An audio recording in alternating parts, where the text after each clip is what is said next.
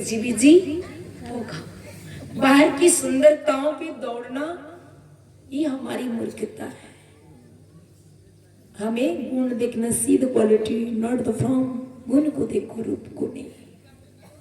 बस क्या था, मैया पार्वती के लिए मेरे देवर से गोरे हैं और विचार भी बहुत गोरा है, शुद्ध है। आपके जैसे काला विचार नहीं है उनके अंदर। भोलेनाथ ने कहा ऐसा काला विचार कब से पैदा हो गया मेरे अंदर, बताओगी? बोले आप ही बताओ नाथ, आप अमर विद्या जानते? भगवान ने कहा हाँ मैं जानता हूं भाई। बोले आप जब अमर विद्या को जानते हैं तो आपने फिर अमर विद्या मुझे सिखाया क्यों नहीं? भगवान बोले क्या बताऊं देवी, तुझे रोज सिखाने के लिए कहता हूं चलो सत्संग, चलो सत्संग, तुम जाती नहीं, तुम्हें क्या करूं? वही अमर विद्या है।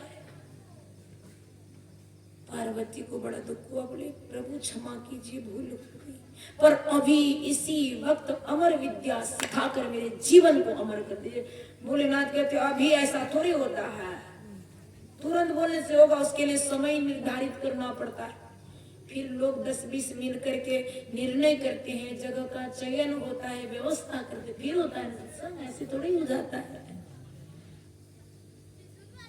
उस दिन 21 तारीख को मैं झारखंड में थी।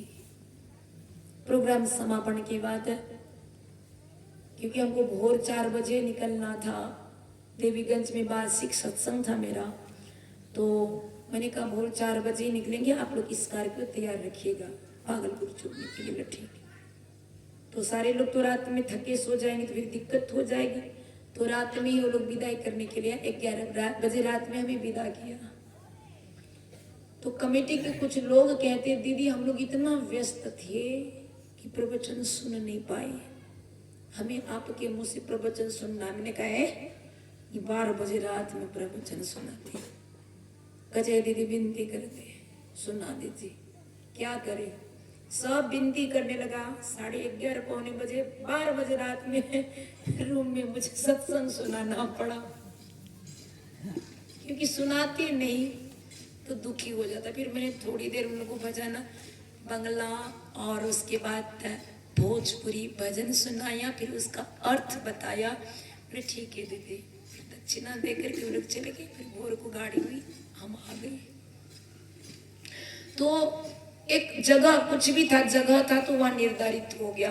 पर यहाँ भगवान भोलेनाथ से कहते अभी इसी वक्त मुझे अमर कथा सुना के मेरे जीवन को अमर करो। भगवान ने कहा ऐसा नहीं हो सकता, उसके लिए समय कहा निर्धारित करना पड़ेगा, जगह का चयन करना पड़ेगा। बोले जाओ जैसे वो चयन करो प्रभु आप, क्योंकि नारी हट के सामने झुका सकल संसार, ब्रह्मा विष्णु महेश्वर ने अरे नारी के कारण लिया धरती पर कई बार अवतार।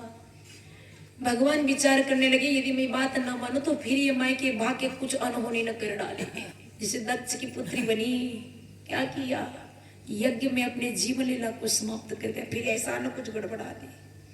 भगवान बोले ठीक है मैं ढूंढता हूँ जगह।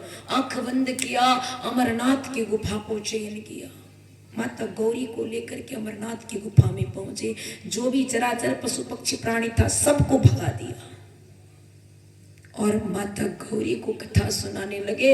माता गौरी थोड़ी देर सुनी, बस नींद में चली गई। कहाँ चली गई? निंद्रा देवी की गोद में चली गई। बस वहां एक सड़ा हुआ अंडा पड़ा हुआ था कोने में, जिसको ना कहते घोला पड़ी गई थी, बस उसी तरह पड़ा हुआ था। पर थोड़ी देर सत्संग का प्रभाव तो प्राण आ गया, पंखेरु आ गया, प्राणवायु आ गया। माता तो सो गई, वही हूँ